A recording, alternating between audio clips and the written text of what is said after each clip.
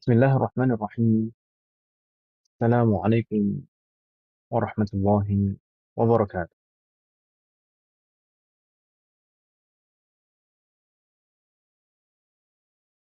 Waalaikumsalam warahmatullahi wabarakatuh. Alhamdulillah, hamdan yuwafi ni'amahu wa yukafi'u mazidah. Wassalatu wassalamu ala nabiyyina Muhammadin wa ala alihi wa ashabihi wa man tabi'ahum bi ihsanin ila yaumiddin. As'alullaha an yufaqqihana fid din wa an yu'allimana bima yanfa'una وأن ينفعنا بما علمنا وأن يزيدنا علما نافعا وعملا صالحا إنه ولي ذلك والقادر عليه وبعد. Alhamdulillah, di malam hari ini dengan taufik dan pertolongan dari Allah Subhanahu wa taala kita bisa kembali hadir dan hadirah di majelis kita, yaitu majelis mudarasah, dalam rangka menuntut ilmu, mempelajari hal-hal yang memang wajib dipelajari oleh setiap muslim, baik dalam perkara akidah, fikih, maupun adab serta akhlak. Sekaligus juga kita belajar untuk membaca kitab dan mempraktekkan nahwu yang telah kita pelajari. Kebanyakan dari ummahat insya Allah sudah pernah mempelajari sedikit-sedikit tentang nahwu. Semoga Allah selalu memberikan kemudahan dan keberkahan dalam setiap urusan kita. Alhamdulillah, beberapa ummahat ini sudah mulai hadirah. Semoga nanti juga ummahat yang lain bisa menyusul. Insyaallah amarona.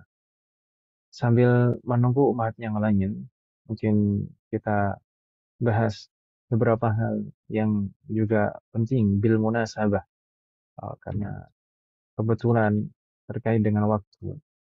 Alhamdulillah, malam hari ini kita sudah masuk ke tanggal 3 Sya'ban. Ya kan Ibu Ben? Tadi pagi masih tanggal 2 Sya'ban dan malam hari ini kita sudah mulai masuk tanggal 3 Sya'ban. Alhamdulillah, kita bisa bertemu dengan bulan Sya'ban. Ini semua karena taufik dan pertolongan dari Allah Subhanahu wa taala. Dan di awal bulan lalu, yaitu di awal bulan Rajab, saya sempat menyampaikan kepada umat sekalian tentang keutamaan bulan Rajab. Bahwasanya bulan Rajab itu adalah salah satu bulan haram di antara 4 bulan haram. Itu ada Dzulqa'dah, Dzulhijjah, Muharram, dan Rajab. Itu adalah 4 bulan yang Allah pilih menjadi bulan-bulan yang utama, keutamaannya lebih dibanding dengan bulan-bulan yang lain. Dan kita sekarang, alhamdulillah, sudah sampai di bulan Sya'ban. Sebelumnya kita juga sempat sampaikan bahwasanya banyak sekali di antara para ulama yang menasihatkan kepada kita semuanya bahwasanya bulan Rajab adalah saat saat kita menanam benih amalan kita. Kemudian di bulan Sya'ban adalah saat kita merawat dan membesarkan benih-benih yang sudah kita tanam di bulan lalu. Dan bulan Ramadan merupakan bulan saat kita memanen hasil yang sudah kita tanam dan sudah kita rawat sebelumnya.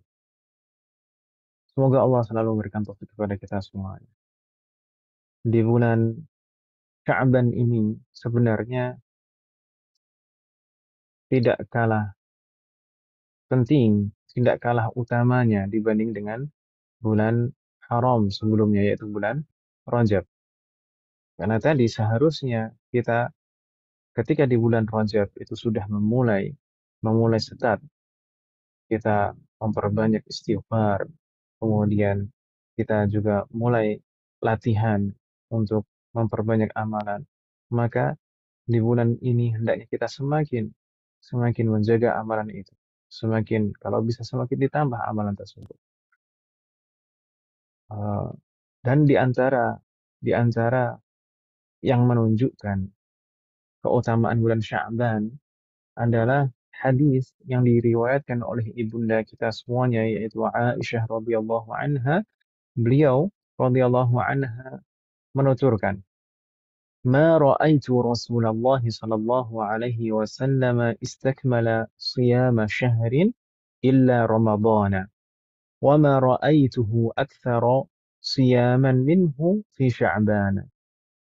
Hadis ini diriwayatkan oleh Al-Imam Al-Bukhari dan Al-Imam Muslim rahimahumullah taala.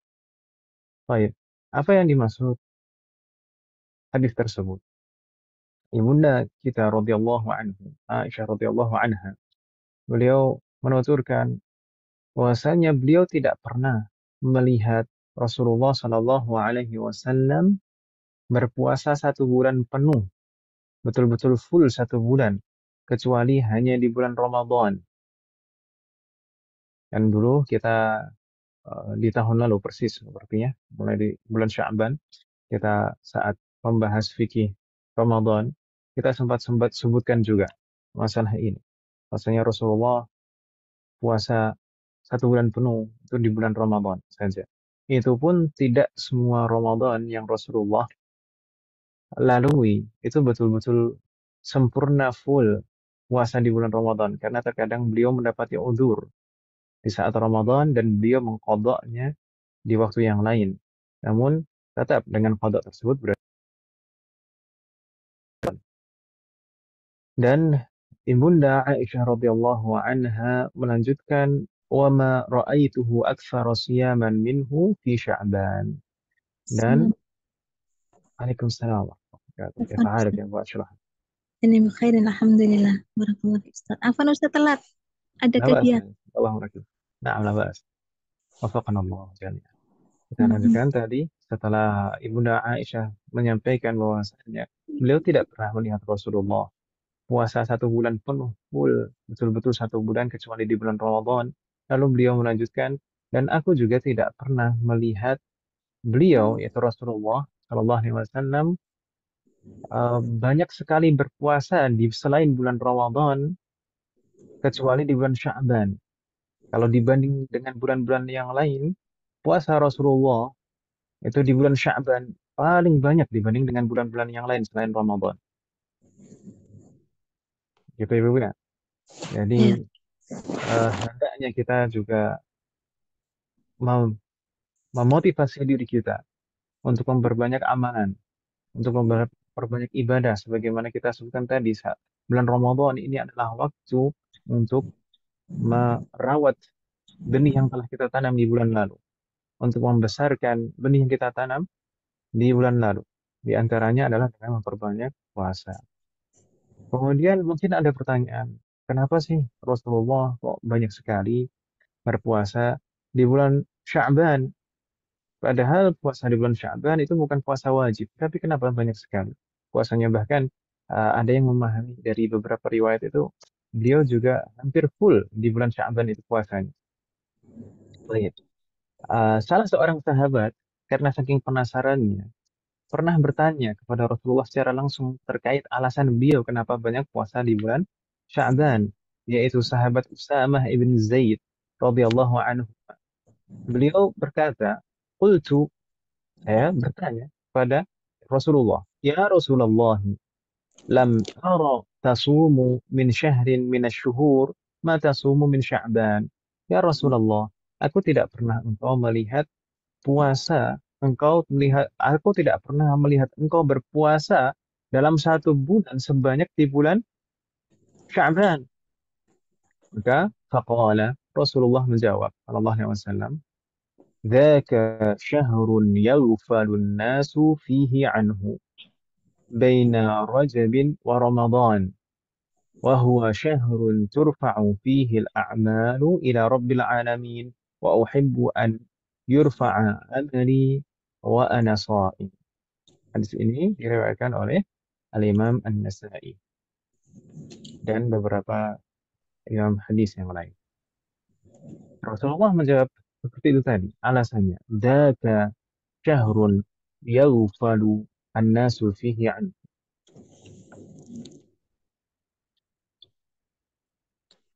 Bulan Sya'ban adalah bulan di mana banyak sekali orang-orang lalai. Baina Rajabin wa Ramadhana. Yang mana Sya'ban itu terletak di antara dua bulan mulia, yaitu bulan Rajab yang merupakan bulan haram dan bulan Ramadan yang kita paham semuanya bahwasanya Ramadan itu adalah bulan paling mulia, bulan yang paling agung di sisi Allah Subhanahu wa taala. Maka kebanyakan orang akan hanya fokus pada dua bulan tersebut, yaitu bulan Rajab dan bulan Ramadan. Sedangkan di antara keduanya, kebanyakan orang lalai. Karena tidak disebutkan di sana bahwasanya bulan Sya'ban itu adalah bulan haram dan juga bukan bulan mulia seperti bulan Ramadan. Eh, jadi setelah memporsir tenaga di bulan Rajab, kemudian belum masuk ke bulan Ramadan, maka kebanyakan orang lalai di bulan Sya'ban. Makanya Rasulullah banyak banyak berpuasa di sana. Dan di antara alasan yang lain juga wahwa syahrun turfa'u fihi al-a'malu ila rabbil alamin. Di bulan Sya'ban itu adalah saat diangkatnya, dilaporkannya catatan amalan-amalan umat manusia kepada Allah Subhanahu wa taala. Wa uhibbu an yurfa'a amali wa ana sha'im. Dan aku senang apabila catatan amalanku dilaporkan kepada Allah saat aku beramal soleh, saat aku berpuasa. Jadi catatan amal kita itu dilaporkan kepada Allah itu tidak hanya usbu'iyyan. Nah, tentu kita pernah mendengar alasan Rasulullah kenapa kok puasa Kamis ya kan Ibu ya. Nah, beliau menyebutkan alasan yang sama. Dan di sini juga beliau menyebutkan alasan yang sama. Jadi diangkatnya, dilaporkannya catatan amalan itu tidak hanya usbu'iyyan, tidak hanya pekanan, tapi juga sanawiyan dalam satu tahun penuh. Sebagaimana takdir yang pernah kita bahas sebelumnya, bahwasanya takdir itu ada bermacam-macam. Ada takdir azali yang di Lauhul Mahfuz.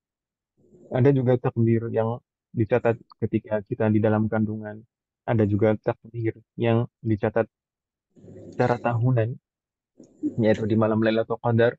Dan ada takdir juga yang dicatat usbu'iyyan di hari Jumat. Dan ada juga takdir yang dicatat setiap hari, setiap pagi dari setiap hari. Maka di sini Sya'ban ini adalah bulan dilaporkannya catatan amalan kita. Wafaqanallahu jami'an.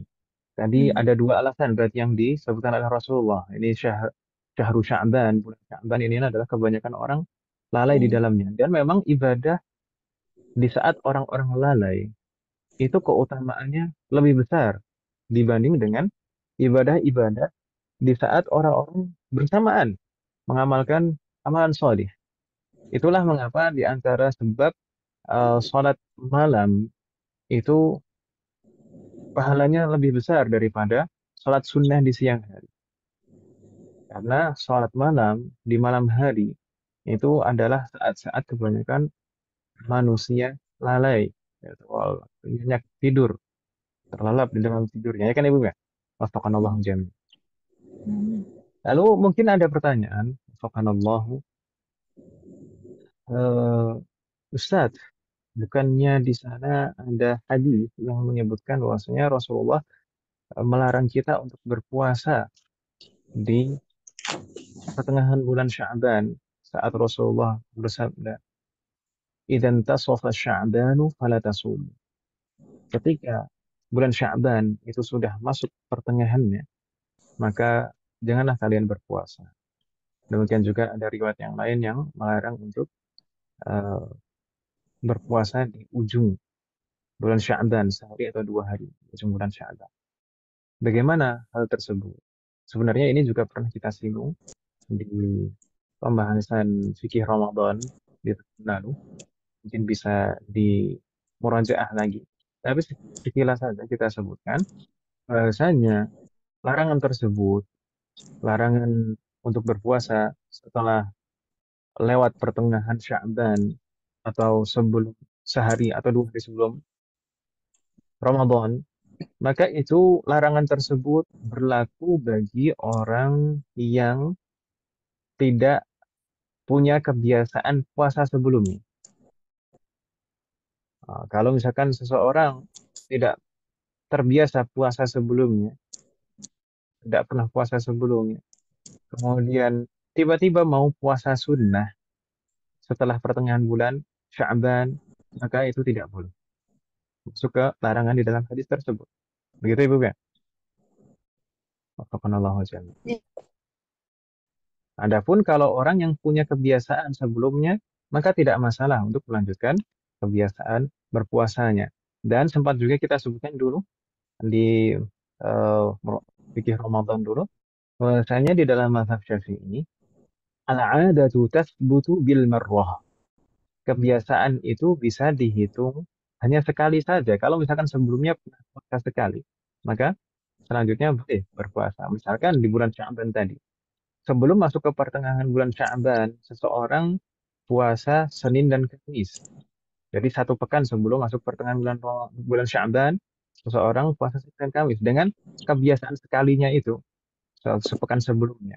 Maka tidak masalah dia untuk melanjutkan di setelah pertengahan bulan Sya'ban. Gitu ya, Pak ya. Wafaqanallahu jami'an.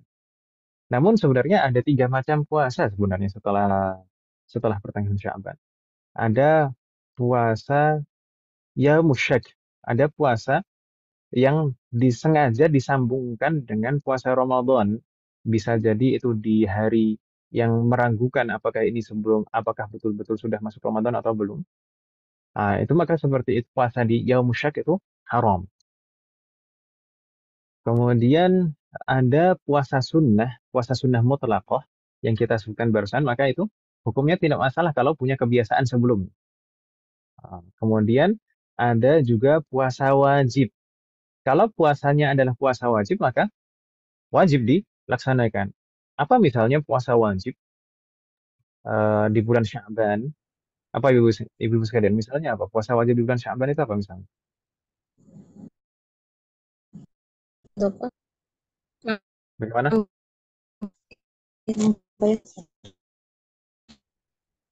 Afan, ini agak kurang jelas suaranya, tapi gini, puasa wajib, di antara puasa wajib yang mungkin terjadi di bulan Sya'ban adalah puasa nazar, itu pertama. Kemudian puasa kafarah yang kedua.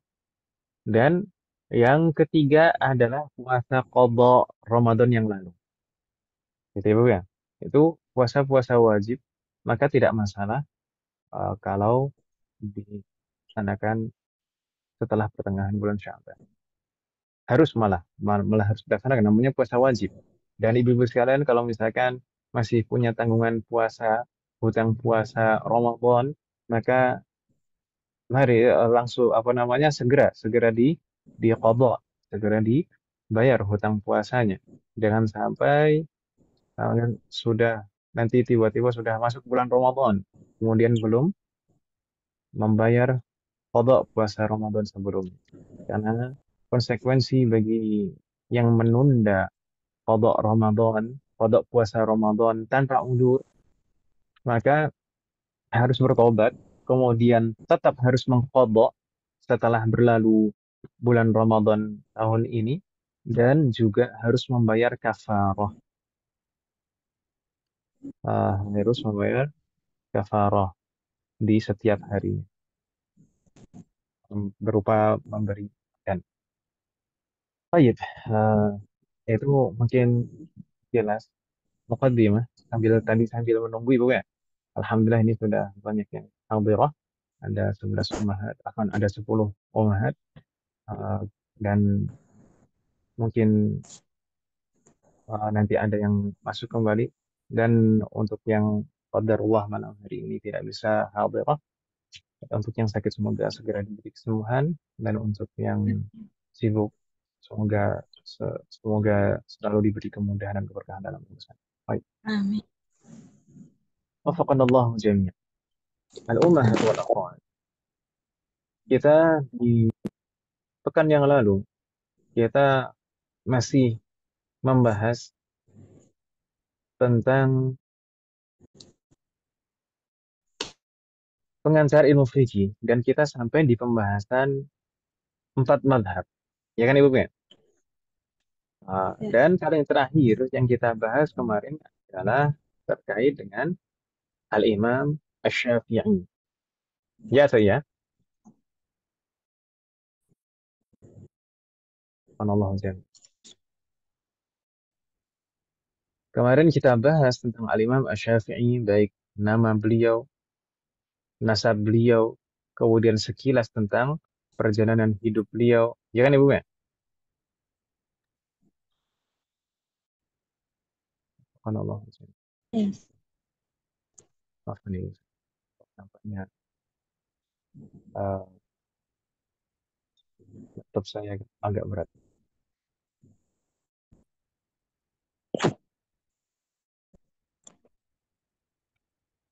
Maaf saya.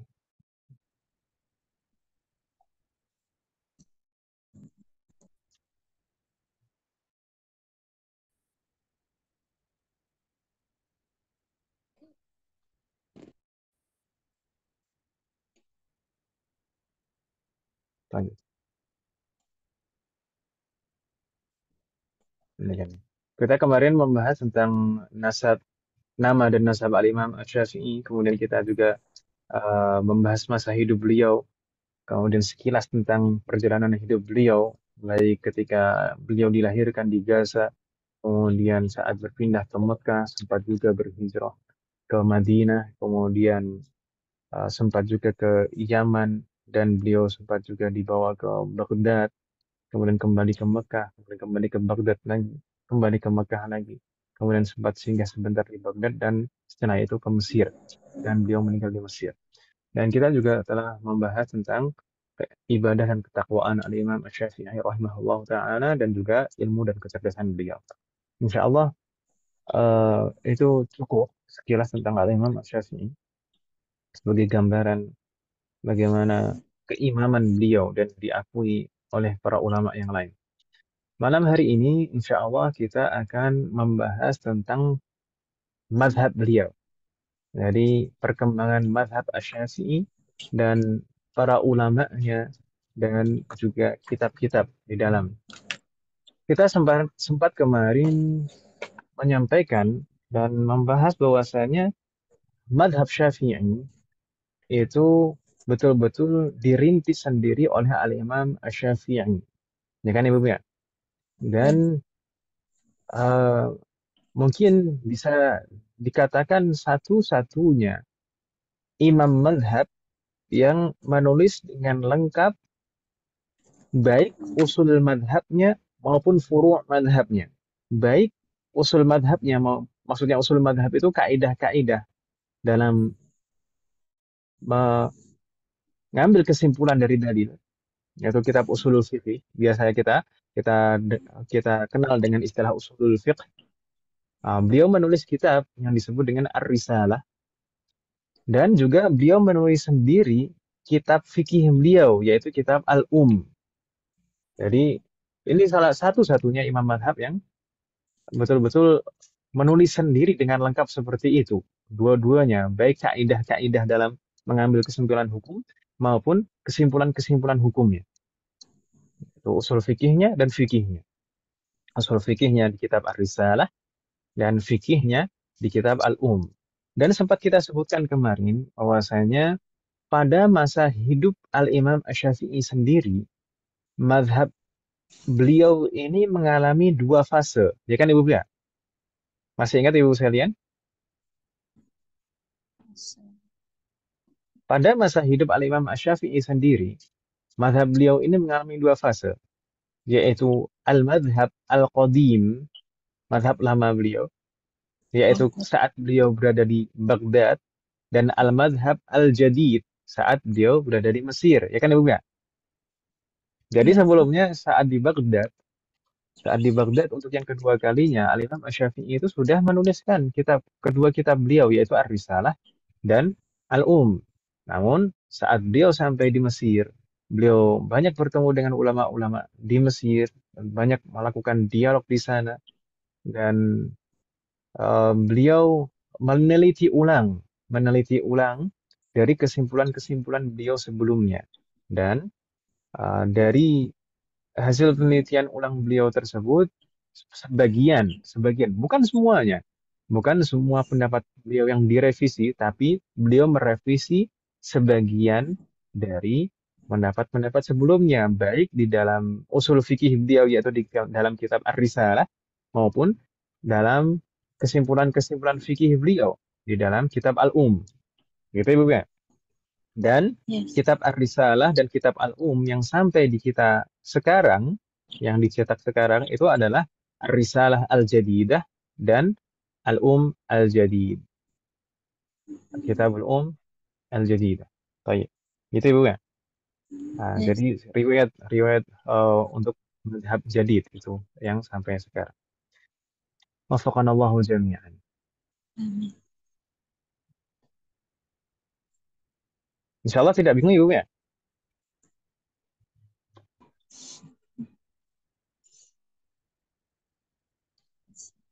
Jadi Tapi beliau, naam, bagaimana Om? kita sebenarnya belum begitu mengenal dalam Al-Um dengan Arisalah itu, cuman familiar dengan namanya, tapi isinya belum. Ya, kitab Ar-Risalah itu bukan kitab untuk yang baru belajar, Om. Jangankan kita yang baru belajar, seorang dokter saja kadang itu masih salah-salah baca kitab Ar-Risalah. Hmm, Jadi itu bukan kitab untuk pemula Risalah itu.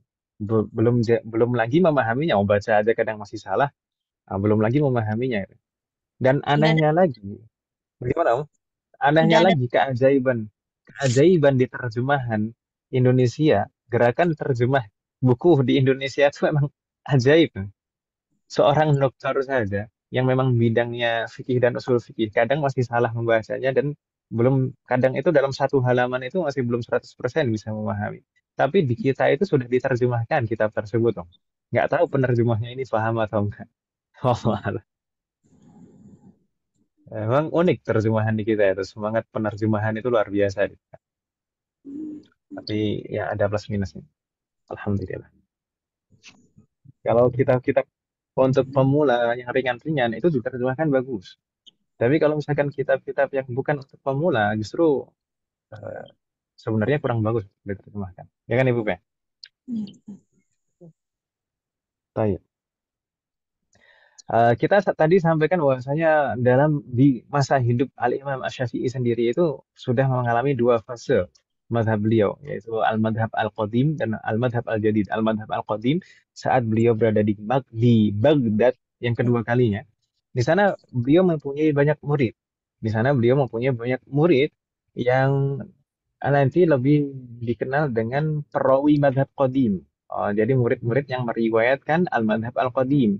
Di antara murid-murid beliau ada Az-Za'farani, kemudian Al-Karabisi, kemudian ada Abu Thawr, kemudian Abu Ubaidah Al-Qasim ibn Salam, termasuk juga Al-Imam Ahmad ibn Hanbal. Jadi Imam Ahmad ibn Hanbal itu adalah atau Al-Imam Ahmad ibn Hanbal itu belajar kepada Al-Imam Asy-Syafi'i di masa Al-Imam Asy-Syafi'i berada di Baghdad. Jadi beliau belajar Al-Madhhab Al-Qadim. Gitu ya, Bapak ya. Kemudian sedangkan ketika Al-Imam Asy-Syafi'i berpindah ke Mesir, seperti kita sebutkan sebelumnya, beliau banyak berdiskusi dengan ulama-ulama di sana dan juga bertemu dengan banyak murid-murid Imam Malik dan Imam Abu Hanifah. Dan banyak juga dari murid-muridnya Imam Malik dan muridnya Imam Abu Hanifah itu um, dengan berjalannya proses, maka jadi muridnya Al-Imam Asy-Syafi'i dan belajar kepada Al-Imam Asy-Syafi'i. Di antara murid-murid Al-Imam Asy-Syafi'i di Mesir, ada di sana Al-Buwaiti. Di sini kita sebutkan, di sana Al-Buwaiti. Yang kita tuliskan di sini semuanya, di sana Al-Buwaiti, kemudian Ar-Rabi', Al-Muradi, kemudian Al-Muzani. Ini semuanya murid yang di Mesir, Ibu sekalian, yang kita tuliskan di layar dan juga yang kita share di PDF. Dan di sana ada Al-Buwaiti. Al-Buwaiti beliau menulis Mukhtasar, Al-Mukhtasar Al-Buwaiti, yaitu ringkasan fikihnya Al-Imam Asy-Syafi'i. Jadi Al-Imam Asy-Syafi'i tadi menulis sendiri fikih beliau, yaitu di dalam kitab Sebenarnya ada satu kitab lagi, yaitu Al-Imla, yang ditulis oleh Al-Imam Asy-Syafi'i. Tapi kalau Al-Buwaiti, Al-Imam Al-Buwaiti, ini muridnya langsung dari Al-Imam Asy-Syafi'i, beliau juga menulis ringkasan fikihnya Al-Imam Asy-Syafi'i. Kemudian juga ada Ar-Rabi' Al-Muradi. Kemarin sempat kita sebutkan kalian di pekan lalu, bahwasanya muridnya Al-Imam Asy-Syafi'i di Mesir itu ada dua orang yang namanya sama, yaitu Ar-Rabi' Ibn Sulaiman. Ada dua orang yang namanya Ar-Rabi' Ibn Sulaiman. Sama-sama namanya Ar-Rabi' dan sama-sama ayahnya bernama Sulaiman. Tapi yang satu Ar-Rabi' Ibn Sulaiman Al-Muradi dan yang satu lagi Ar-Rabi' Ibn Sulaiman Al-Jizi. Sedangkan yang paling banyak meriwayatkan dari Al-Imam Syafi'i adalah Ar-Rabi' Ibn Sulaiman Al-Muradi yang kita tulis di layar. Yaitu Ar-Rabi' bin Sulaiman Al-Muradi. Begitu ya, Bu ya? Yaitu beliau uh, tidak menulis sendiri kitab dalam madhab, tapi Al-Muradi, Ar-Rabi' bin Sulaiman Al-Muradi ini lebih banyak meriwayatkan dari Al-Imam Asy-Syafi'i. Seperti meriwayatkan Risalah tadi, meriwayatkan Al-Um, Tuma Al-Imla. Gitu ya, Bu ya? Kemudian juga di antara murid Al-Imam Asy-Syafi'i di Mesir ada Al-Imam Al-Muzani. Dan Al-Imam Al-Muzani ini juga menulis sendiri kitab fikih. Yang mana kitab fikih ini merupakan ringkasan dari pendapat-pendapat Al-Imam Asy-Syafi'i. Dan dua-duanya, baik Al-Mukhtasar Al-Buwaiti dan Al-Mukhtasar Al-Muzani, dua-duanya ini dicetak di zaman kita, sudah dicetak di zaman kita. Jadi bukan hanya berupa manuskrip, tapi sudah dicetak di zaman kita dengan cetakan yang bagus dan cukup tebal, lumayan. Dan tapi meskipun demikian ini uh, jadi kitab-kitab yang kita sebutkan barusan ada kemudian Mukhtasar Buaiti, kemudian Mukhtasar Muzani. Ini adalah kitab-kitab induk, betul-betul kitab induk utama di dalam mazhab Syafi'i, yang mana mengandung pendapat-pendapat generasi pertama di dalam madhab. Imam Syafi'i sendiri, kemudian juga Al-Buwaiti dan Al-Muzani ini juga meringkas riwayat-riwayat pendapat-pendapat dari Al-Imam Asy-Syafi'i. Begitu ya, Bu ya? Wafaqqanallahu jami'an. Tapi sebenarnya selain dari yang kita tulis ini masih ada murid-murid Al-Imam Asy-Syafi'i yang lain di Mesir. Seperti siapa? Seperti Harmalah. Harmalah itu adalah saudarinya dari Al-Muzani. Al-Muzani punya saudari perempuan bernama Harmalah, itu juga ikut belajar kepada Al-Imam Asy-Syafi'i.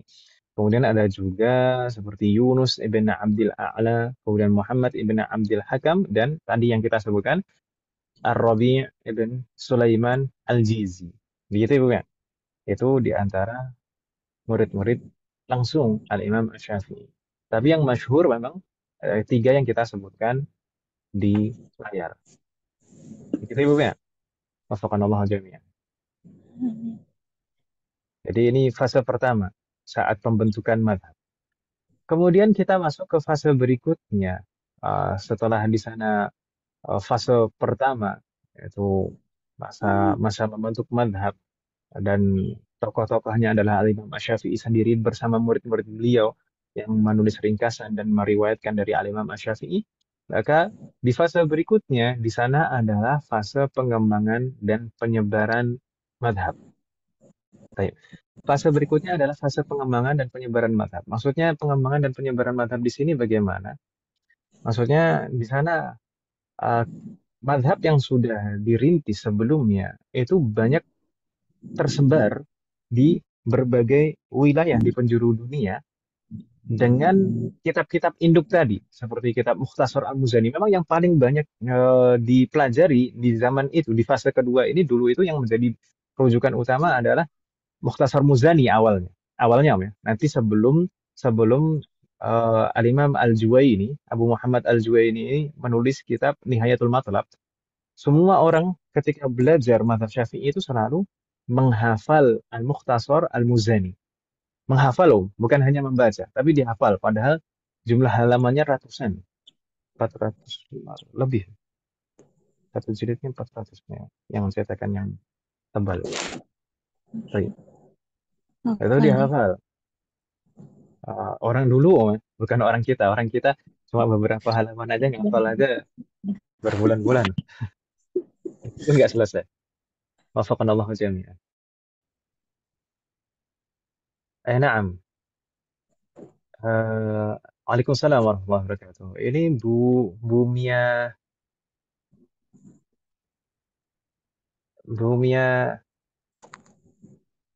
yang dulu di Masjid Salman bukan? Oh, Nah, Ustadz.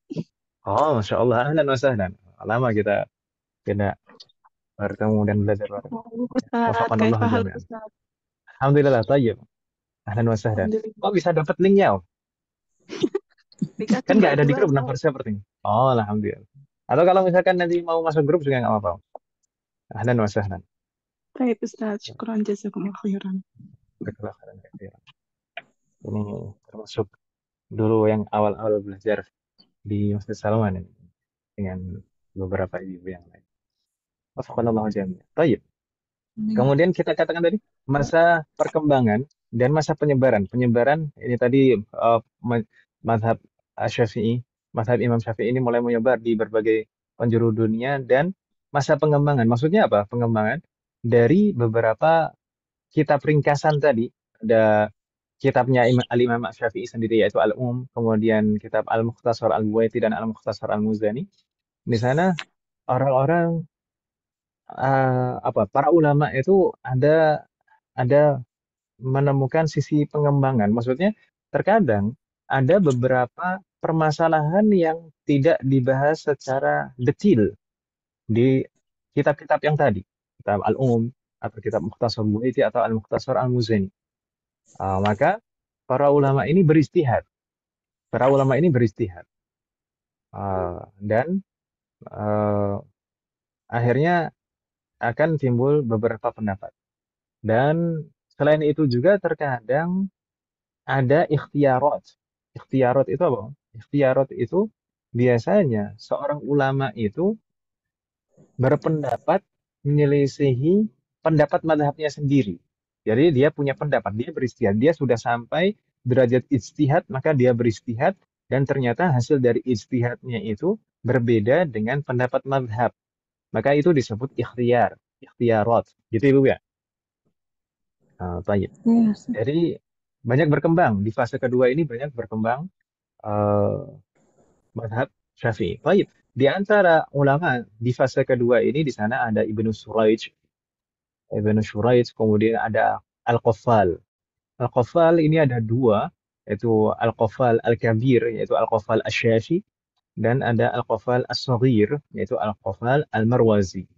Umat sekalian mungkin pernah ingat ketika saya menyampaikan muqaddimah pe- pe- apa namanya istilahnya, pengenalan program dan eh,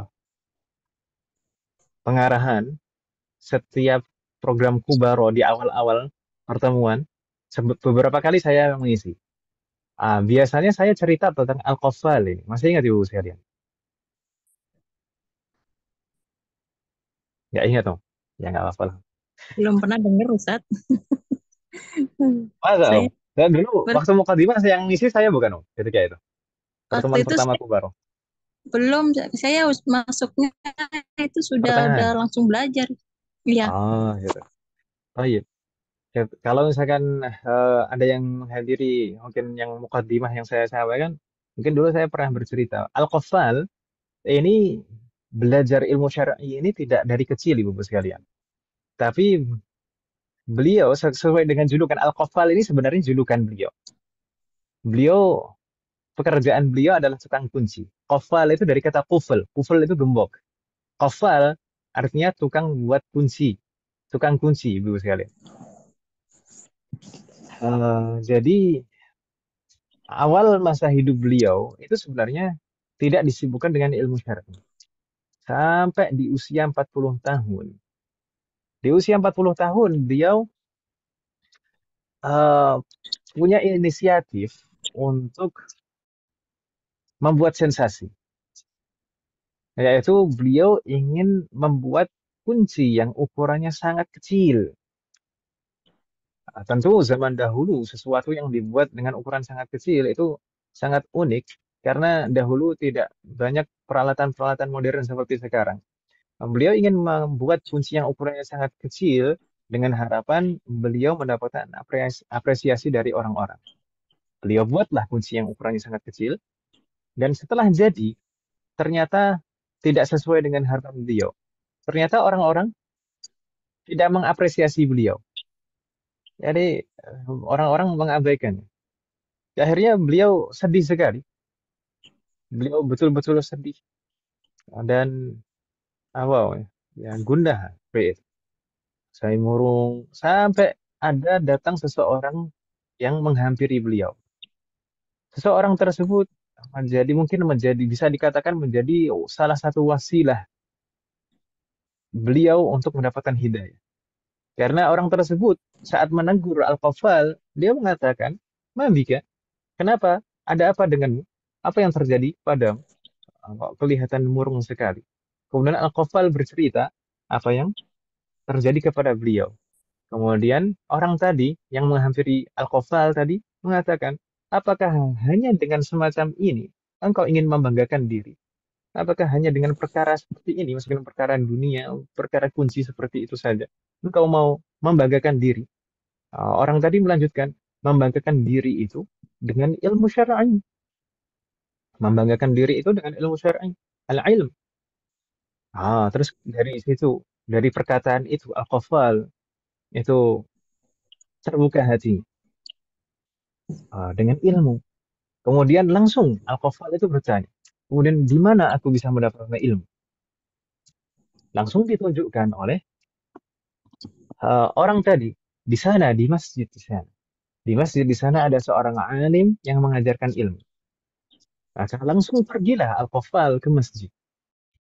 Sesampainya di masjid,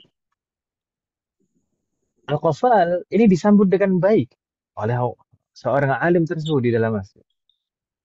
Padahal Al-Qaffal ini di pandangan orang-orang ini aneh itu. Kalau misalkan datang ke masjid mau belajar itu sesuatu hal yang aneh. Ini sudah 40 tahun usianya. Sebelumnya tidak pernah belajar ilmu syar'i. Pekerjaannya hanya sibukkan dengan kunci. Kemudian datang ke masjid mau belajar. Ngapain orang ini? Tapi ulama tersebut betul-betul menghargai beliau dan menyambut beliau. Ahlan wa sahlan. Betul beliau. Dan memang kebiasaan para ulama dahulu itu selalu menyambut dengan baik para penuntut ilmu. Baik. Kemudian Al-Qaffal mengutarakan keinginannya untuk belajar. Dan oleh ulama yang berada di masjid tersebut dipersilahkan untuk menghafal satu baris saja. Satu baris pertama dari kitab Al-Mukhtasar Al-Muzani. Tadi kan kita sampaikan ya. Jadi pada zaman dahulu itu yang dihafal itu adalah Mukhtasar Al-Muzani meskipun ratusan halaman. Maksudnya sampai ratusan halaman. Tapi di hari pertama itu seorang ulama yang ada di masjid tersebut meminta kepada Al-Qaffal untuk menghafal satu baris pertama saja, yaitu kalimat ikhtasartu hadzal kitab. Ikhtasartu hadzal kitab. Sudah hafalin ini saja. Ikhtasartu hadzal kitab. Pulang dan besok kembali lagi. Akhirnya Al-Qaffal ini pulanglah jalan. Sepanjang jalan itu selalu diulang-ulang. Ikhtasartu hadzal kitab. Ikhtasartu hadzal kitab. Tapi saking nggak pernah belajar sebelumnya, Al-Qaffal ini saking belum pernah belajar sebelumnya dan bahasa Arab pun tidak menguasai kaidah-kaidahnya. Beliau ini sampai salah membaca. Harusnya dibaca ikhtasartu. Saya meringkas hadzal kitab.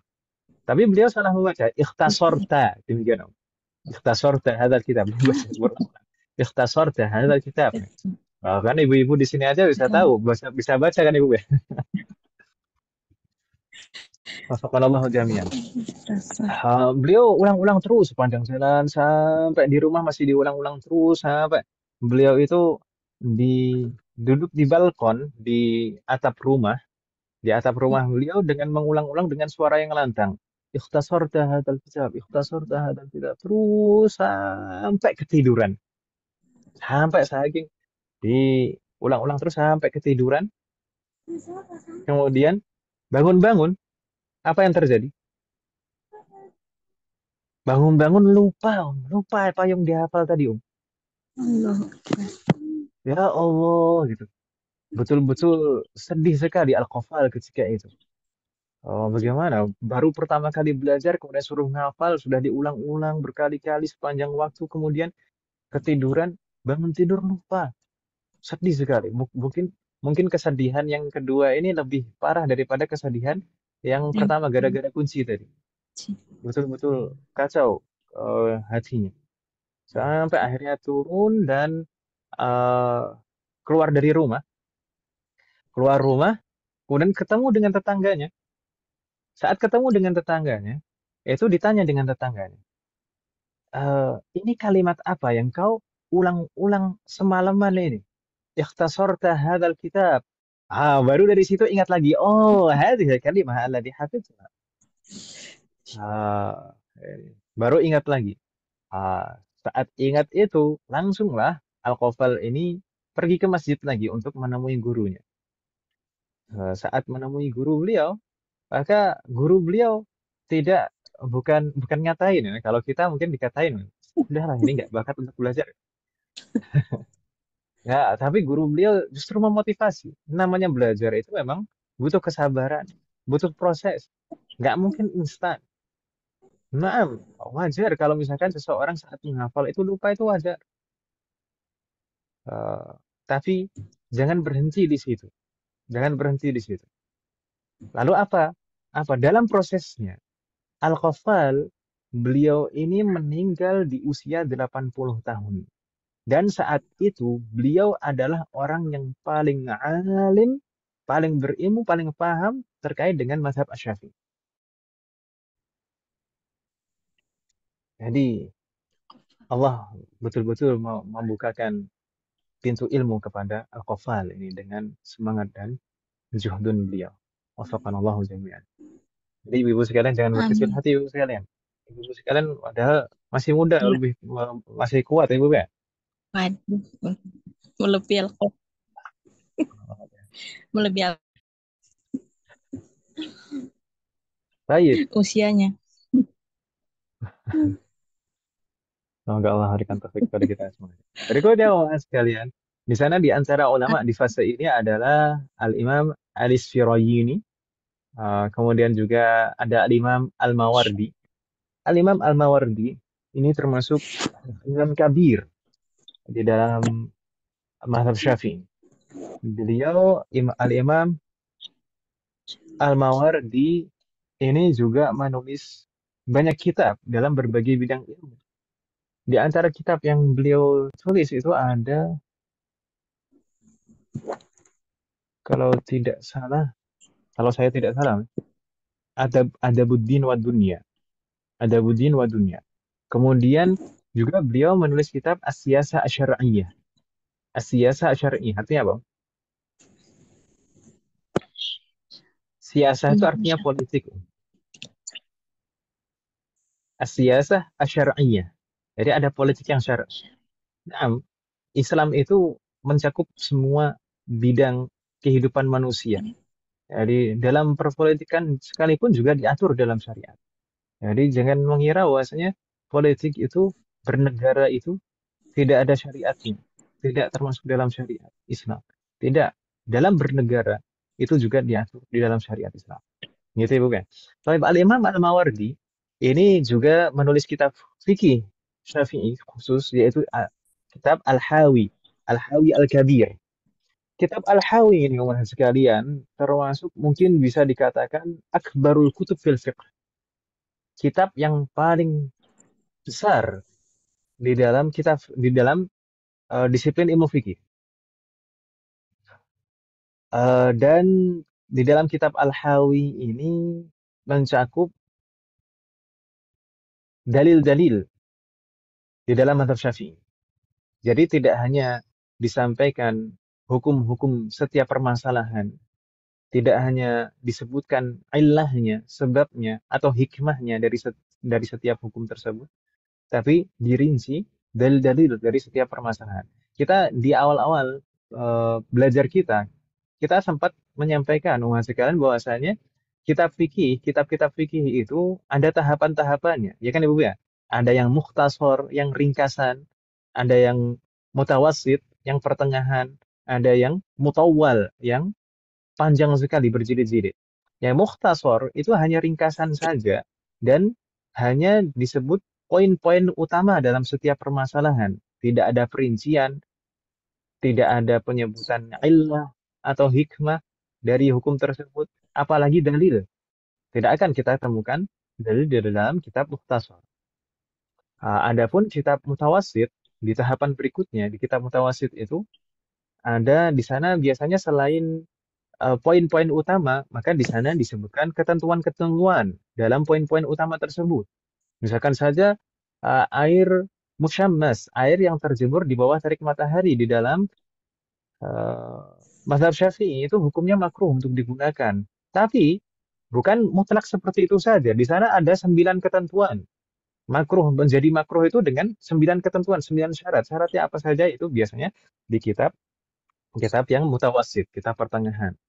Kemudian ada juga biasanya disebutkan ilahnya, sebabnya, kemudian juga hikmah-hikmahnya. Adapun kitab yang mutawwal maka sangat rinci sekali biasanya dan disebutkan banyak dalil-dalil dari setiap permasalahan. Makanya kalau misalkan kita membuka kitab mukhtasar, kitab yang ringkas, itu tidak akan kita bertemu dengan dalil. Bukan berarti tidak ada dalilnya, karena memang kitab mukhtasar itu ditulis untuk dipelajari secara ringkas untuk pemula supaya nggak bingung. Gitu Ibu ya. Wafaqqanallahu jami'an. Ya. Adapun kitab Al-Hawi Al-Kabir ini kitab tentu bukan untuk pemula, betul-betul pemula, karena kitab ini sangat besar dan sangat rinci. Baik, berikutnya ulama di fase ini ada Al-Imam Al-Juwaini. Namun kita harus pahami juga Al-Juwaini di sana ada dua umat sekalian, ada Al-Juwaini Al-Ab yaitu Abu Muhammad Al-Juwaini yang menulis kitab Nihayatul Matlab ini, dan ada juga Imamul Haramain Abul Ma'ali Al-Juwaini yang menulis kitab Al-Waraqat, kitab ringkas dalam usulul fiqh. Kitab paling ringkas dalam disiplin ilmu usulul fiqh adalah kitab Al-Waraqat. Dan itu selalu dipelajari bagi pemula dalam bidang ilmu usulul fiqh. Hanya beberapa halaman saja, beberapa lembar. Makanya dinamakan Al-Waraqat sama penulisnya, rahimahullah. Jadi Al-Juwaini di sini bukan Imamul Haramain Al-Juwaini. Meskipun ya nanti Imamul Haramain Al-Juwaini, anak beliau nanti juga akan menjadi ulama besar yang menjadi rujukan utama di dalam mazhab Syafi'i pada zamannya.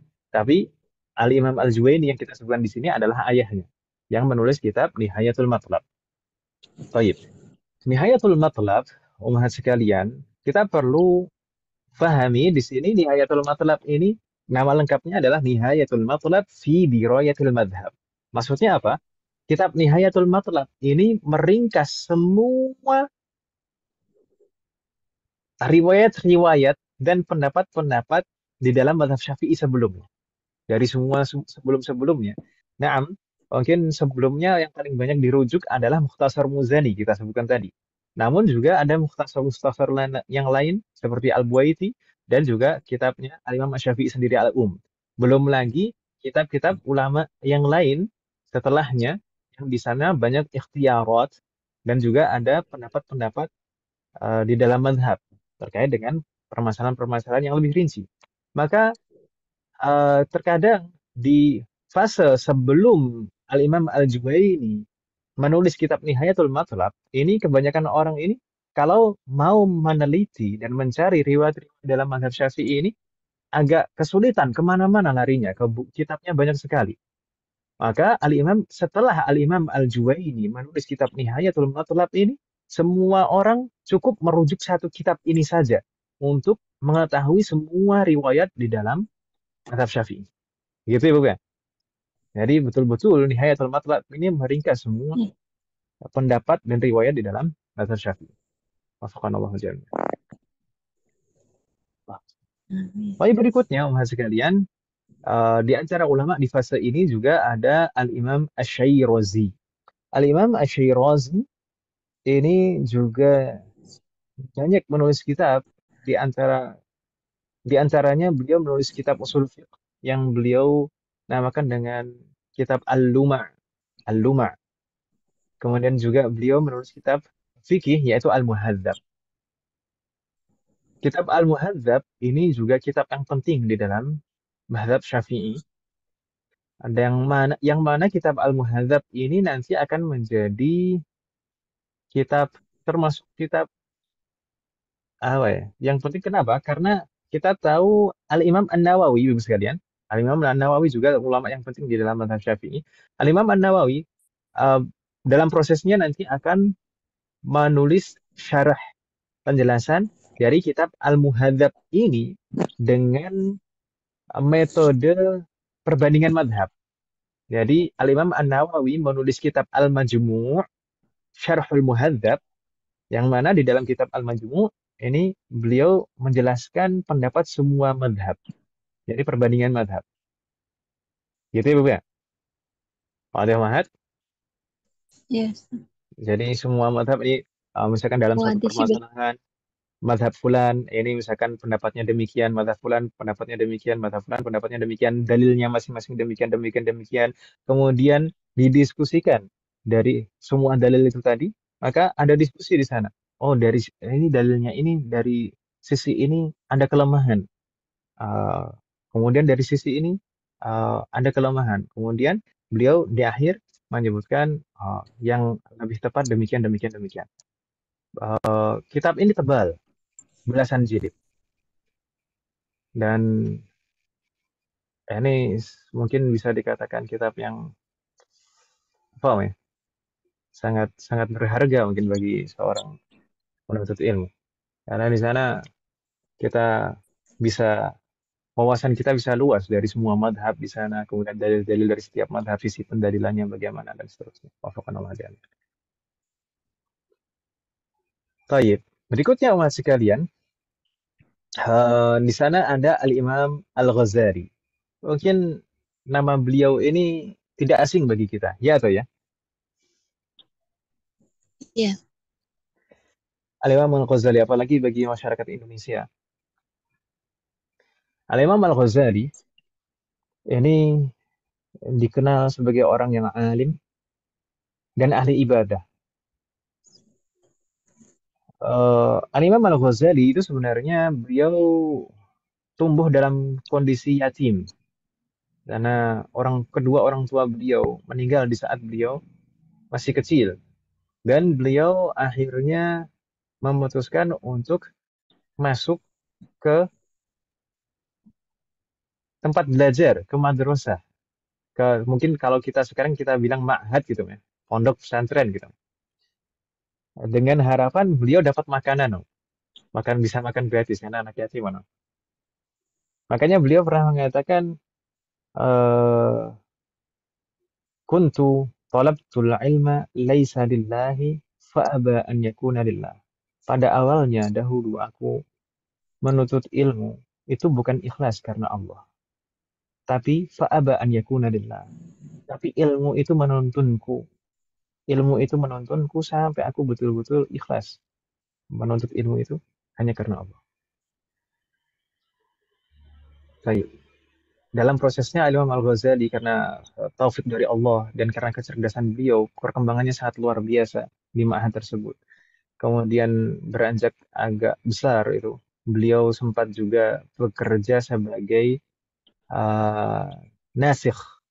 Nasikh itu apa Ibu sekalian? Jadi zaman dahulu itu tidak ada percetakan seperti zaman sekarang, ya kan Ibu ya? Jadi bagaimana para ulama zaman dahulu itu memperbanyak kitabnya, menggandakan kitabnya. Bagaimana? Melalui perantara nasikh. Nasikh itu penulis ulang. Jadi penulis ulang yang menggandakan kitab. Gitu ya, bukan? Jadi Al-Imam Al-Ghazali dulu bekerja untuk mendapatkan ma'isyah. Beliau bekerja seperti itu. Dan dari situ juga secara tidak langsung dia juga berarti membaca kitab dan membaca banyak kitab dan juga mempelajarinya. Ya kan, bukan? Wafaqanallahu jami'an. Dan Al-Imam Al-Ghazali ini menulis banyak kitab dalam berbagai bidang ilmu. Uh, banyak sekali kitab-kitab yang kita kenal dari beliau. Mungkin kalau kita yang kita bahas di sini dalam konteks fikih dan usul fikih, beliau menulis kitab usul fikih yaitu Al-Mustasfa. Al-Mustasfa ini juga kitab yang sangat penting di dalam usul fikih. Kalau dalam perbedaan usul fikih itu, ini kalau dalam penelitian maka tidak bisa dilewatkan Al-Mustasfa. Kemudian juga beliau menulis kitab fikih dan tidak hanya satu kitab fikih sebenarnya yang beliau tulis. Beliau menulis setidaknya ada 3 atau 4 kitab fikih. Yang pertama Al-Basit, kemudian Al-Wasit yang kita tulis di sini, dan ada Al-Wajiz. Semua 3 kitab itu adalah kitab mukhtasar, kitab ringkasan dari Nihayatul Matlab, Nihayatul Matlab yang ditulis oleh Al-Imam Al-Juwaini tadi. Jadi Nihayatul Matlab tadi kan kitab yang besar, kitab yang tebal, yang mengumpulkan semua riwayat madhab. Kemudian Al-Imam Al-Ghazali ingin meringkasnya. Beliau mulai dengan kitab Al-Basit. Setelah selesai kitab Al-Basit, oh ternyata masih tebal juga. Kemudian akhirnya beliau ringkas lagi. Jadi Al-Wasit. Kemudian jadi Al-Wasit selesai, masih cukup tebal beliau rasa. Masih cukup terlalu banyak. Akhirnya beliau ringkas lagi jadi Al-Wajiz. Gitu ya, Bu ya? Ya, Al-Wajiz. Jadi yang paling ringkas itu Al-Wajiz, kemudian Al-Wasit, kemudian Al-Basit. Wafaqanallahu jami'an. Al-Wajiz yang beredar terjemahan itu bukan, Bukan, Ustaz? bukan. Bukan. Al-Wajiz itu banyak sekali. Al-Wajiz itu banyak sekali. Kitab yang diberi nama Al-Wajiz itu banyak sekali. Wafaqanallahu jami'an. Jayyid. Dan beliau juga banyak menulis kitab-kitab yang lain di dalam adab. Beliau Al-Imam Al-Ghazali itu, saya kalau membaca kitab-kitab terkait dengan adab dan akhlak beliau itu betul-betul sangat mengena di dalam hati. Memang betul sekali kalau misalkan ada yang bilang bahasa hati itu akan sampai ke hati. Betul-betul kalau Al-Imam Al-Ghazali itu membahas tentang adab itu betul-betul sangat mengena, seperti misalkan di dalam kitab Bidayatul Hidayah, kemudian kitab Ayyuhal Walad. Semoga Allah memberikan taufik kepada kita nanti bisa membaca kedua kitab tersebut. Bidayatul Hidayah ini kitab adab. Adab baik, adab kita kepada diri kita sendiri, yaitu adab sehari-hari, kemudian adab kita kepada sesama, dan adab kita kepada Allah. Kemudian kalau kitab Ayyuhal Walad itu adalah terkait dengan adab terhadap ilmu. Adab terhadap ilmu. Kita sebagai penuntut ilmu dan memperlakukan ilmu. Wafaqanallahu jami'an. Baik. Berikutnya wahai sekalian, setelah selesai fase yang kedua ini, maka perkembangan madhab Asy-Syafi'i itu masuk ke fase berikutnya, fase ketiga. Di sini kita tuliskan fase ketiga ini adalah masa pembaharuan. Sebenarnya kalau bahasa Arabnya itu adalah daurut tahrir. Tahrir itu tahqiq. Saya agak kesusahan menerjemahkan yang tahrir atau tahqiq itu. Jadi intinya masa ini adalah masa penelitian ulang untuk memastikan dari banyak pendapat di dalam madhab, itu mana pendapat yang betul-betul sesuai dengan kaidah usul di dalam madhab. Kaidah usul tadi apa, Om? Kaidah dalam memahami dalil, ya kan Ibu ya? Usul fikih itu adalah kumpulan kaidah dalam memahami dalil. Jadi di fase ini ada 2 tokoh ulama yang sangat penting, yaitu Al-Imam Ar-Rafi'i dan Al-Imam An-Nawawi. Keduanya, masih ingat Ibu sekalian, di saat kita membahas madhab Hanafi, kita pernah menyinggung istilah asy-syaikhan, ya kan Ibu ya? Iya. Asy-Syaikhan kalau di dalam hadis maksudnya adalah Al-Imam Al-Bukhari dan Al-Imam Muslim. Iya. Asy-Syaikhan kalau di dalam fikih maka dilihat mazhabnya. Fikih apa? Kalau di dalam fikih Hanafi maka Asy-Syaikhan maksudnya adalah Al-Imam Abu Hanifah sendiri dan Abu Yusuf. Sedangkan kalau di dalam mazhab Syafi'i kalau disebut Asy-Syaikhan maka maksudnya adalah Al-Imam Ar-Rafi'i ini dan Al-Imam An-Nawawi di fase yang sama, yaitu di fase pembaharuan atau fase apa tadi saya sebutkan Ibu Fira? Fase penelitian ulang untuk memastikan dari banyak pendapat di dalam mazhab. Ini ulama-ulama yang terkadang ini berbeda pendapat dalam satu mazhab terkait dengan masalah-masalah detail yang tidak dirinci oleh fase pertama. Maka di sini dipastikan lagi mana yang paling sesuai dengan kaidah-kaidah usul fikih di dalam mazhab. Gitu ya, Bu kan? Dan yang sudah atau hasil dari penelitian itu kalau sudah ditetapkan sebagai pendapat mazhab yang paling sesuai dengan usul mazhab maka nanti disebut dengan pendapat mu'tamad. Pendapat mu'tamad di dalam mazhab. Kalau nanti kita ketika belajar fikih, ketika kita sudah mulai membuka kitab Ibu sekalian, kalau kita nanti menyebutkan istilah mu'tamad, maka ini maksudnya Ibu sekalian ya. Jadi pendapat yang sudah diteliti yang sesuai dengan kaidah usul fikih di dalam madhab. Gitu Ibu ya, wadih wahad, pendapat mu'tamad. Kalau mungkin orang zaman sekarang menyebutnya dengan istilah rojih. Mu'tamad itu rojih, dah gitu Ibu ya. Wadih wahad.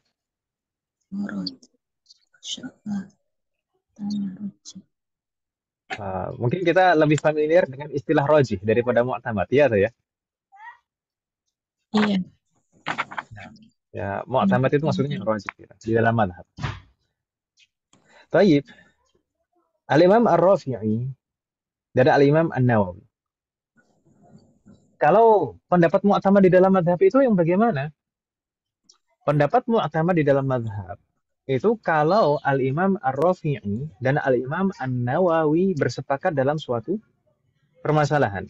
Dalam suatu permasalahan, Al-Imam Ar-Rafi'i dan Al-Imam An-Nawawi bersepakat dalam suatu hukum, maka itu adalah pendapat mu'tamad. Begitu Ibu ya?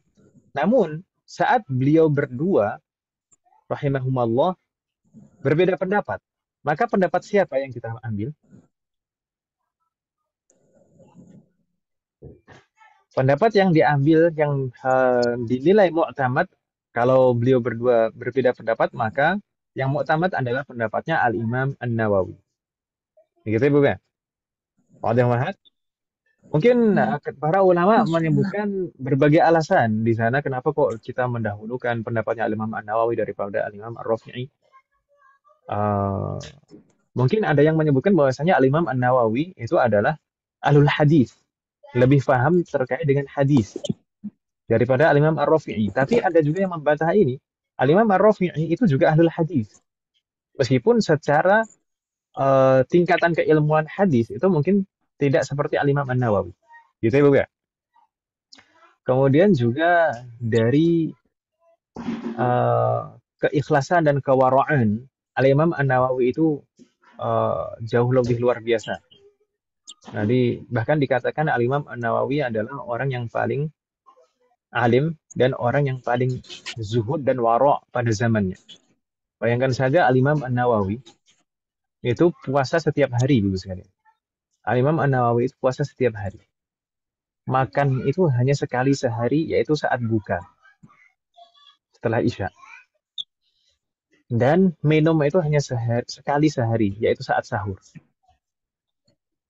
Terus sepanjang hidupnya seperti itu. Itu pun siang harinya itu masih mengajar 9 halaqah, 9 kali ngajar. Dan masih sempat untuk menulis banyak kitab. Dan masih sempat untuk beribadah semalaman. Belum lagi dari 9 halaqah yang beliau ajar itu, tidak satu pun beliau mau menerima imbalan dari semua yang beliau ajar itu. Masya Allah. Rahimahullah rahmatan wasi'ah. Dan betul-betul masa hidup beliau itu betul-betul diberkahi. Beliau pernah menuturkan bahwasanya beliau pernah selama 2 tahun penuh itu tidak pernah membaringkan punggungnya. Pernah selama 2 tahun penuh, Al-Imam An-Nawawi itu tidak pernah membaringkan punggungnya. Kenapa? Karena disibukkan dengan kitab-kitab. Saat beliau lelah, saat beliau ingin istirahat, maka beliau istirahat dengan duduk, posisi duduk. Kemudian terbangun, kemudian beliau langsung wudhu lagi, sholat 2 rakaat, kemudian membaca lagi dan mencatat lagi. Terus selama 2 tahun seperti itu, di masa belajar awal-awal beliau sampai di kota Damaskus.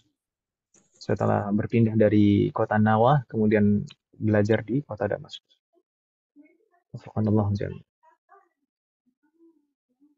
Bagaimana dengan kita? Apa bisa dibandingkan dengan beliau-beliau?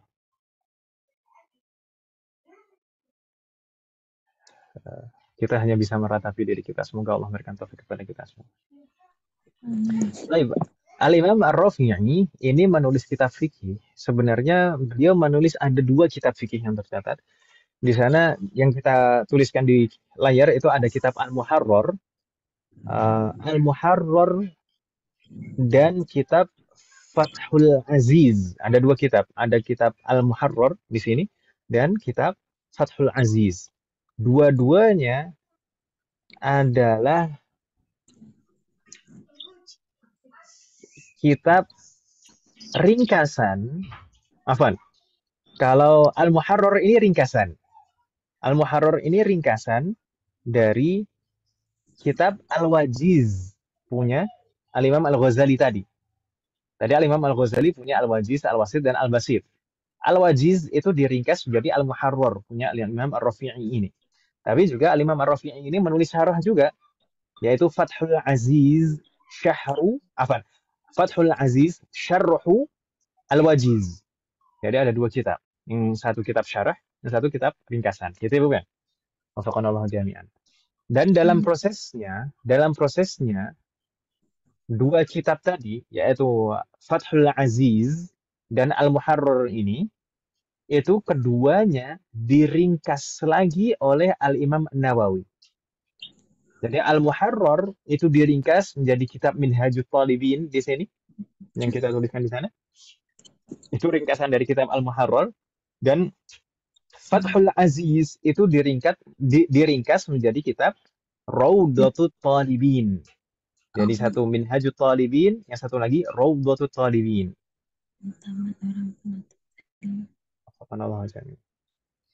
Dan Al-Imam An-Nawawi itu menulis kitab yang lain selain Rawdatut Talibin, kemudian Minhajut Talibin, juga menulis kitab Al-Majmu' yang kita sebutkan tadi, Al-Majmu' Syarh Muhadzabnya Asy-Syairazi. Kemudian di akhir kitab yang paling terakhir ditulis oleh Al-Imam An-Nawawi adalah kitab At-Tahqiq. At-Tahqiq itu kitab fikih yang paling terakhir ditulis oleh Al-Imam An-Nawawi. Wafaqanallahu jami'an. Tapi para ulama, umat sekalian, kita perlu pahami, saat para ulama meringkas kitab, itu tidak semata-mata betul-betul hanya sekedar meringkas, menghapus seperti itu. Tidak. Bagaimana kalau kita baca kitab Minhajut Talibin di dalam Muqaddimah Al-Imam An-Nawawi, beliau tidak hanya mengurangi lafaz-lafaz yang tidak terlalu perlu di dalam kitab Al-Muharrar, tapi beliau juga merubah istilah-istilah yang kurang tepat menjadi istilah yang lebih tepat. Kemudian meluruskan misalnya pendapat-pendapat yang tidak mu'tamad, maka jadi mu'tamad. Kemudian juga menambahkan penjelasan-penjelasan yang perlu dijelaskan supaya tidak menimbulkan kesalahpahaman. Jadi saat para ulama meringkas itu tidak hanya betul-betul hanya menghapus, sekedar menghapus saja. Begitu ya, bukan? Allah yang maha rahmanin aja. Baik. Ini adalah fase pembaharuan yang pertama. Kemudian di fase berikutnya, di sana masuk ke masa atau fase pembaharuan yang kedua. Karena setelah fase Al-Imam Ar-Rafi'i dan Al-Imam An-Nawawi, mungkin juga muncul perkara-perkara fikih yang rinci, yang dipertanyakan, yang mana mungkin Al-Imam Ar-Rafi'i dan Al-Imam An-Nawawi belum rincinya. Maka di sana dibutuhkan para ulama yang merincinya. Ya kan Ibu ya? Bagaimana hukum-hukum perkara yang rinci tersebut. Di fase ini ada beberapa ulama. Di antaranya yang kita tuliskan di sana ada Ibn Hajar Al-Haytami. Ibn Hajar, ingat Ibn Hajar Al-Haytami. Bukan Ibn Hajar Al-Asqalani. Begitu Ibu ya? Yes. Memang keduanya sama-sama dari mazhab Syafi'i. Namun Ibn Hajar Al-Asqalani itu lebih dikenal sebagai ulama hadis. Meskipun beliau juga faqih juga. Dari kitab-kitab beliau kita bisa memahami beliau itu faqih, betul-betul paham fikih. Namun Ibn Hajar Al-Asqalani lebih dikenal sebagai ulama hadis dan itu masa hidupnya lebih dahulu. Mungkin di termasuk fase kedua tadi dengan ulama-ulama di fase kedua masa hidupnya Ibn Hajar Al-Asqalani. Namun kalau Ibn Hajar Al-Haytami ini adalah Ibn Hajar Al-Haytami Al-Makki. Beliau meninggal di Mekah. Beliau sempat mengajar dan mufti di Mekah dan beliau wafat di sana dan dikuburkan di kuburan Baqi. Kemudian ada juga Al-Imam Ar-Ramli, maksudnya adalah Syamsuddin Ar-Ramli. Syamsuddin Ar-Ramli, beliau di Mesir, asli beliau adalah Mesir. Dan beliau memang hidup di Mesir dan meninggal di Mesir. Al-Imam Ar-Ramli. Syamsuddin Ar-Ramli. Jadi Ar-Ramli ini ada dua sebenarnya. Ayahnya disebut Ar-Ramli juga. Kemudian anaknya juga Ar-Ramli. Tapi di sini yang anaknya. Wafaqanallahu jami'an. Di fase ini, di fase yang keempat ini, yaitu masa pembaharuan yang kedua, penelitian dan pemastian pendapat-pendapat rinci dalam setiap permasalahan rinci. Di sini banyak ulama yang mensyarah kitab Minhajut Talibin. Jadi kitab Minhajut Talibin tadi yang ditulis oleh Al-Imam An-Nawawi itu pada prosesnya menjadi betul-betul menjadi rujukan utama. Jadi pada masa fase awal itu rujukan utama kitab madhab itu adalah Mukhtasar Muzani. Kemudian di fase kedua rujukan utama kitab madhab fikih itu adalah Nihayatul Matlab. Kemudian datang Al-Imam Al-Ghazali menulis kitab Al-Wajiz. Al-Wajiz itu banyak diringkas dan disyarah di masa atau di fase ketiga, yaitu masa pembaharuan yang pertama tadi. Ketika Al-Imam An-Nawawi sudah menulis kitab Minhajut Talibin, maka fokus para penuntut ilmu fikih mazhab Syafi'i itu adalah ke kitab Minhajut Talibin ini. Makanya banyak sekali ulama yang mensyarah kitab Minhajut Talibin. Bahkan dikatakan lebih dari 100 syarah dari kitab Minhajut Talibin ini. Lebih dari 100 syarah kitab Minhajut Talibin. Namun dari banyak syarah itu ada 4 yang paling masyhur. Di antaranya yang kita sebutkan di sini ada kitabnya Ibn Hajar Al-Haytami yaitu Tuhfatul Muhtaj. Kemudian kitabnya Al-Imam Syamsuddin Ar-Ramli yaitu Nihayatul Muhtaj. Ada juga kitabnya Al-Khatib Asy-Syirbini yaitu Mughnil Muhtaj. Juga ada kitabnya Jalaluddin Al-Mahalli yaitu Kanzur Raghibin. Yaitu 4 syarah dari Minhajut Talibin yang paling masyhur. Kalau tadi di fase yang ketiga tadi pendapat mu'tamad itu adalah pendapatnya Al-Imam Ar-Rafi'i dan Al-Imam An-Nawawi kalau keduanya bersepakat. Kalau misalkan berbeda pendapat maka pendapatnya Al-Imam An-Nawawi. Ya kan Ibu ya? Iya. Kalau di fase kedua, di fase selanjutnya ini yang terakhir ini masa pembaharuan ini pendapat siapa yang mu'tamad yang menjadi rujukan? Kalau Ibn Hajar dan Ar-Ramli itu bersepakat dalam suatu permasalahan, maka kesepakatan itu yang menjadi pegangan pendapat mu'tamad. Gitu Ibu ya. Kalau misalkan Ibn Hajar misalkan tidak membahas permasalahan tersebut, maka yang menjadi rujukan adalah pendapatnya Ar-Ramli. Kalau misalkan sebaliknya Ar-Ramli tidak membahas permasalahan tersebut, maka yang jadi rujukan adalah pendapatnya Ibn Hajar Al-Haytami. Kalau misalkan masih tidak kita dapati permasalahan tersebut dari keduanya, maka kita mengambil dari penjelasannya Al-Khatib Asy-Syirbini. Kalau misalkan Al-Khatib Asy-Syirbini juga tidak menjelaskan permasalahan tersebut, maka kita merujuk kepada gurunya, yaitu Syekhul Islam Zakaria Al-Ansari. Gitu ya, Bu ya? Wafaqanallahu jami'an. Itu hampir sezaman semua. Tapi kalau misalkan berbeda pendapat antara Ibn Hajar Al-Haythami dan Ar-Romli, maka boleh memilih. Nggak masalah. Karena perbedaan pendapat antara keduanya, beliau berdua, rahimahullah, itu biasanya pendapat-pendapat yang sangat rinci, yang furu'iyah, yang tidak berpengaruh besar dalam inti dari amalan ibadah. Biasanya seperti itu. Wafaqanallahu jami'an. Amin. Ini pembahasan terkait dengan perkembangan mazhab Syafi'i, para ulama'nya, dan kitab-kitabnya. Semoga Allah selalu memberikan taufik kepada kita semuanya. Dan seperti Amin. kita sebutkan sebelum-sebelumnya, dan kita ulang sebelum-sebelumnya, mungkin banyak sekali nama-nama yang asing bagi kita di sini, baik nama-nama ulama atau nama-nama kitab di sini. Tidak masalah, karena memang kita betul-betul baru belajar, dan kita sebagai orang awam memang tidak wajib untuk menghafal semuanya. Itu bukan, kalau misalkan nggak hafal dan nggak tahu, bukan suatu aib, tapi nggak masalah. Tapi kenapa kita mempelajari ini, seperti kita sampaikan sebelumnya, setidaknya kita bisa menghargai para ulama yang telah Allah pilih sebagai orang-orang pilihan, yang mendedikasikan hidupnya, seluruh hidupnya, waktu, tenaga, pikiran, bahkan seluruh hartanya untuk berkhidmat kepada Islam, untuk menjaga syariat Islam, perkara halal dan haram. Dan betul-betul tidak bisa dibandingkan dengan kita. Jangan pernah mengatakan kita manusia, mereka manusia. Apa bedanya? Tidak, betul-betul tidak bisa kita bandingkan antara kita dengan mereka semuanya. Semoga Allah merahmati mereka semuanya dan memberikan tempat yang kedudukan yang tinggi di surga, dan semoga Amin.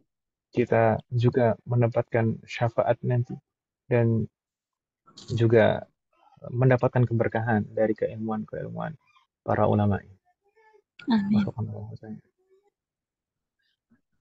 Afwan wahasiana, saya minta maaf.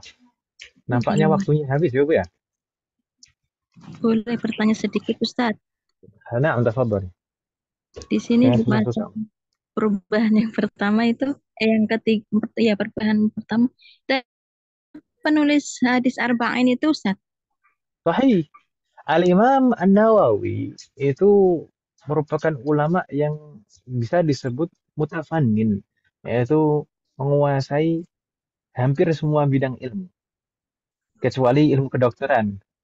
Al-Imam An-Nawawi tidak menguasai ilmu kedokteran, berbeda dengan mungkin beberapa ulama yang lain. Seperti Ibnu Qayyim, kita tahu beliau menguasai ilmu kedokteran. Tapi Al-Imam An-Nawawi, beliau pernah menuturkan bahwasanya suatu ketika aku betul-betul merasakan tidak tenang di dalam hati, betul-betul gelisah di dalam hati, dan tidak bisa khusyuk di dalam ibadah, dan tidak bisa uh, mengajar dengan tenang dan menulis dengan tenang. Setelah aku renungi, ternyata sebabnya adalah karena aku mulai mempelajari kedokteran. Beliau mengatakan seperti itu. Dan akhirnya beliau tinggalkan mempelajari ilmu kedokteran, dan akhirnya beliau kembali merasakan ketenangan di dalam hati beliau. Tapi ini bukan berarti nggak boleh belajar kedokteran, Ibu ya. Wafaqanallahu jami'an. Karena kita butuh juga ilmu kedokteran. Baik. Tapi Al-Imam An-Nawawi itu mutafannin dalam semua bidang ilmu, dalam ilmu hadis, kita baik ilmu rijal, ilmu sanad, maupun juga beliau mempunyai beberapa kitab riwayat hadis seperti uh, Al-Arba'in An-Nawawiyah, kemudian juga Riyadhus Shalihin, Ya, kemudian Allahumma shalli ala sayyidina Muhammad. Juga beliau menulis kitab At-Tibyan fi Hamalatil Quran, fi Adabi Hamalatil Quran. Kemudian banyak sekali. Kemudian di riwayat hadis, Rijalul Hadis, juga beliau menulis. Di dalam bahasa juga beliau menulis, yaitu uh, Al-Furuq Al-Lughawiyah. Bukan apa. Allah. Masih itu. Yang penting banyak kan karya Al-Imam An-Nawawi. Padahal masa hidup beliau itu tidak panjang. Beliau meninggal dalam usia yang cukup muda, 40-an tahun. Berarti nggak menikah ya Ustaz? Betul sekali, beliau tidak menikah. Beliau tidak menikah. Tapi beliau mengatakan meskipun tidak punya keturunan dari uh, secara biologis, tapi beliau setidaknya punya anak-anak dari sudut keilmuan. Jadi dari murid-murid beliau, dari karya-karya beliau, kitab-kitab beliau. Subhanallah. Dan tiga hal yang tidak terputus setelah manusia meninggal, kan Ibu? Ya. Nah, di antaranya adalah ilmun yuntafa'u bihi, ilmu selain anak yang soleh, yani ilmu yang bermanfaat. Jadi beliau mungkin tidak punya anak yang soleh, tapi beliau mempunyai ilmu yang bermanfaat, mempunyai murid-murid yang soleh, mempunyai kitab-kitab yang barokah. Sampai zaman kita sekarang, kita masih mempelajari kitab-kitab beliau. Kalau membahas kisah hidupnya Al-Imam An-Nawawi nampaknya butuh satu pertemuan khusus Ibu sekalian. Boleh Karena Ustaz. kisah hidupnya Al-Imam An-Nawawi itu sungguh sangat menakjubkan. Dari masa kecilnya sampai masa dewasa meninggal, betul-betul sangat menakjubkan. Saat usia 7 tahun beliau pernah melihat cahaya Lailatul Qadar. Kemudian beliau juga pernah di masa kecilnya beliau diajak untuk bermain dengan teman-temannya, kemudian beliau tidak mau karena beliau ingin murojaah membaca Al-Quran, dan akhirnya lari sambil menangis, dikejar-kejar temannya yang mengajaknya bermain, pun sampai bertemu dengan seorang ulama di masa itu. Kemudian teman-temannya disuruh pergi. Kemudian ditanya oleh Imam Nawawi, kenapa? Ada apa kok lari-lari sambil menangis? Dan diceritakanlah sama Imam Nawawi kejadian tersebut. Kemudian ulama tersebut mengatakan, waqa'a fi qalbi hubban lahu. Waqa'a Allah fi qalbi hubban lahu. Saat itu juga Allah aku jatuh cinta kepada kesolehan anak ini. Dan ulama tersebut langsung mendatangi, mencari guru ngajinya Imam Nawawi dan berpesan, betul-betul ajari baik-baik Nawawi Shaghir Yahya ini. Karena kelak nanti saat dewasa dia akan menjadi orang yang paling alim dan orang yang paling zuhud, wara' pada zamannya.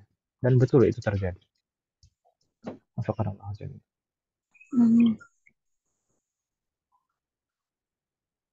Ustaz. Mungkin kita cukupkan dulu Ibu sekalian. Saya minta maaf Ibu sekalian. Ini rencana kita beberapa kali nampaknya belum bisa terlaksana. Semoga Allah memberikan taufik kepada kita semuanya di pertemuan selanjutnya. Jadi harusnya kita dalam satu pertemuan membahas ada dua sesi, yaitu membahas mengantar ilmu fikih dan membahas akidah. Kita belum selesai juga membahas akidah. Harusnya kita sampai di pembahasan pembatal keimanan. Dan semoga Allah memberikan taufik di pertemuan berikutnya kita bisa membahasnya. Amin. Tadi kita di awal mungkin bisa sampai setengah jam, sampai setengah 9 kita membahas muqaddimah tadi terkait dengan bulan Sya'ban. Semoga bermanfaat dan barokah. Kita Amin. bisa mengamalkan. Kita cukupkan umat sekalian. Wafaqanallahu jami'an. Amin. Semoga apa yang kita bahas dan pelajari malam hari ini bermanfaat dan barokah.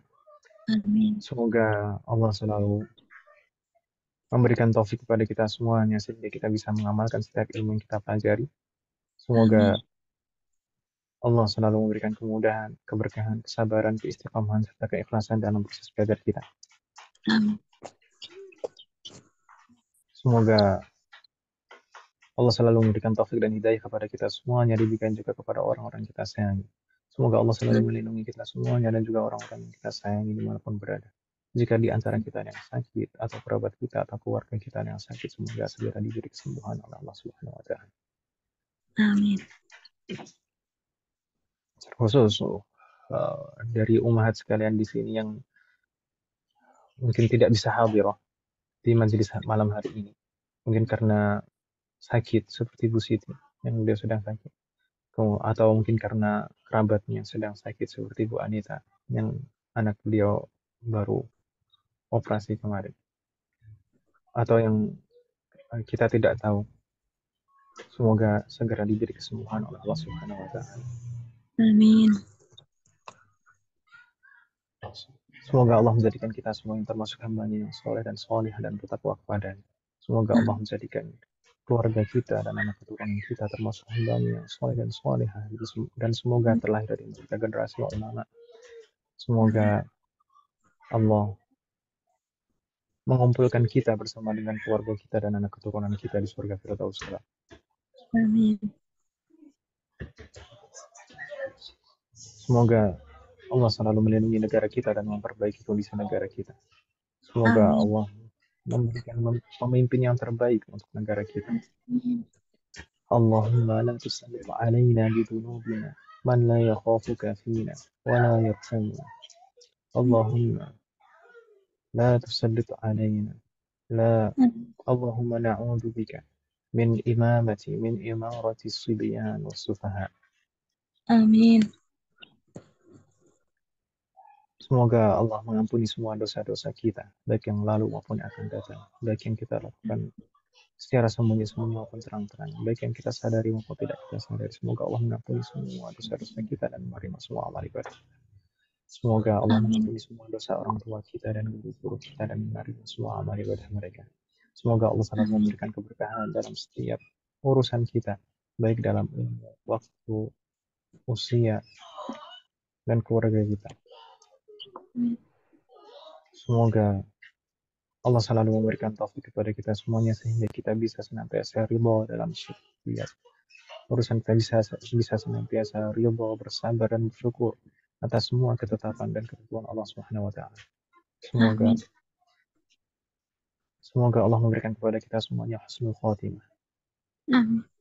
Semoga Allah melimpahkan keberkahan kepada kita semuanya di bulan Sya'ban ini.